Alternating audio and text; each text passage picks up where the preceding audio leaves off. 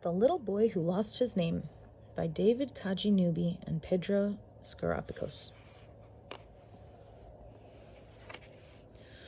One day a little boy awoke, sat up and rubbed his eyes, looked over at his bedroom door, and got a big surprise. His name, which he had stuck there, had vanished, flown away. What exactly am I called? He wondered in dismay. He searched inside his chest, he peered in all his drawers, he had a look beneath his bed, crouched down on all fours. What's this? A magic rainbow trail. It wasn't there before. Could that be where his name had gone? And did he dare explore? The boy crept down the winding trail, looking all around, surrounded by fantastic sights, astonished and spellbound.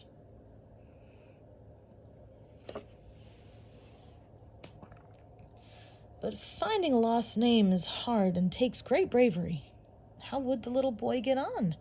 Let's turn the page and see.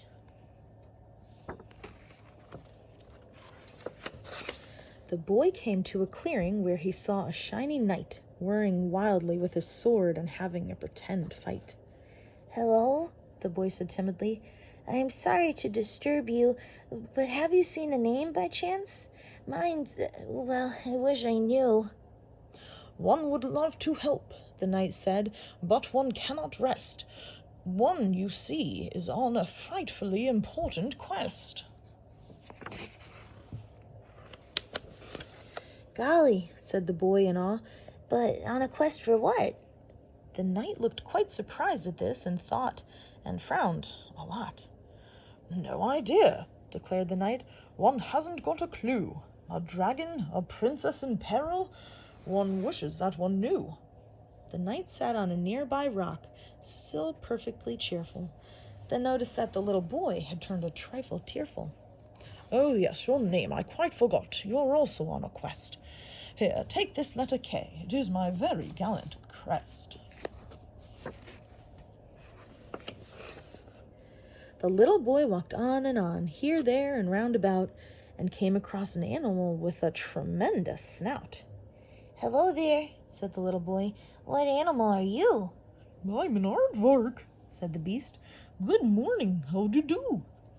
Not so good, the boy replied. You see, I've lost my name. Goodness me, the aardvark cried. Now there's a dreadful shame. The aardvark rooted busily. I need to find some lunch, and if you're hungry too, then I've got tasty ants to munch. Ants? The boy said, horrified. And no, really, not for me. And sat down quite as gloomy as a little boy could be. Lost your name? The aardvark snuffled. Well, now that won't do. You mustn't give up yet, though, and just sit here feeling blue. Aardvark starts with 2 A's. I can surely spare you one. I'm sure you'll come across your name before the day is done.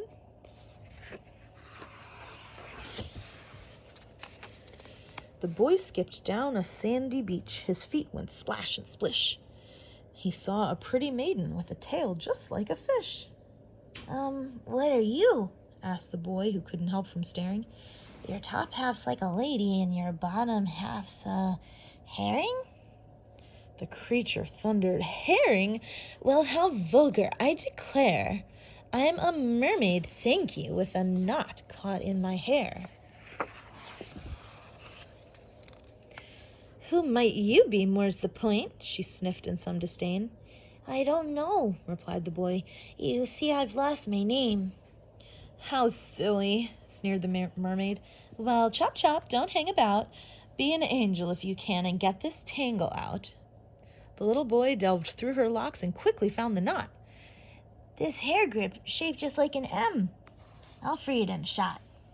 Oh, that old thing, the mermaid said. Well, now, since you're here, keep it for your missing name. And now, please, disappear.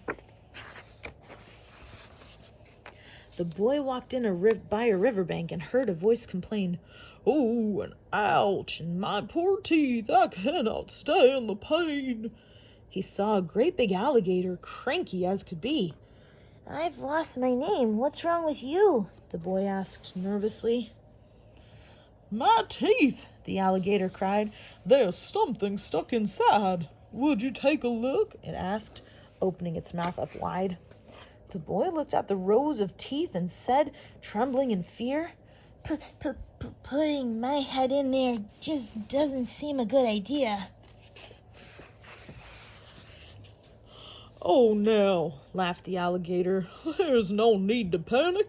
I'm a vegan. All my food is certified organic. Are you sure? The little boy asked.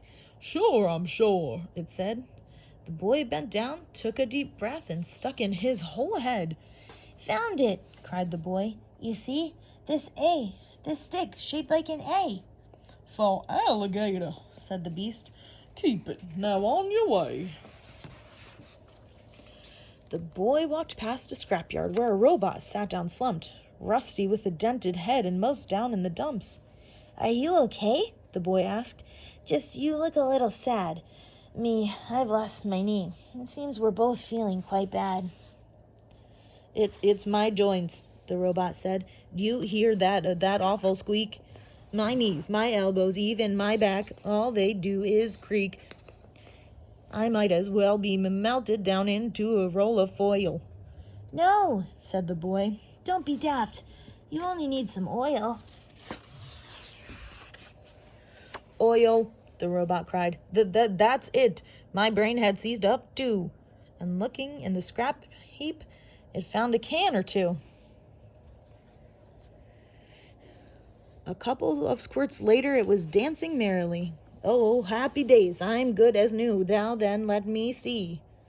A whiz, a click, a rat-a-tat-tat. It hammered out an R, which stands for robot. Keep it. What a clever boy you are. The little boy walked up a hill and saw a fluffy cloud, with a lady slouched on top, grumbling out loud. You don't sound so happy, said the boy as he drew near. No, I'm not, the lady snapped. I've had it up to here. I'm an angel, that's my job, but it's just not for me. Well, I don't have a name at all, the boy sighed dolefully. Oh, this, she said, ignoring him, the halo, cloud, and frock. It's all so good and wholesome, but I really want to rock.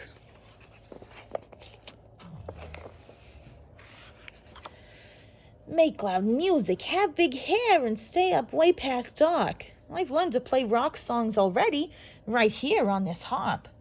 Then go ahead, the boy replied. Whatever's stopping you.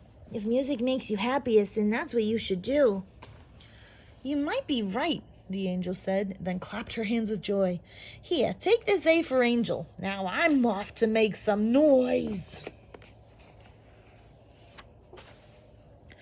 The little boy turned round and headed back the way he'd come, past all the wondrous things he'd seen and all the things he'd done. The magic trail was waiting, and he followed where it led, back to where his journey started, underneath his bed. Yippee! He cried out happily. No searching any more. The letters he'd been given, can you guess what they stood for? He felt so tired and weary, and yet also full of joy. What a quite amazingly courageous little boy, called Kamara. The end.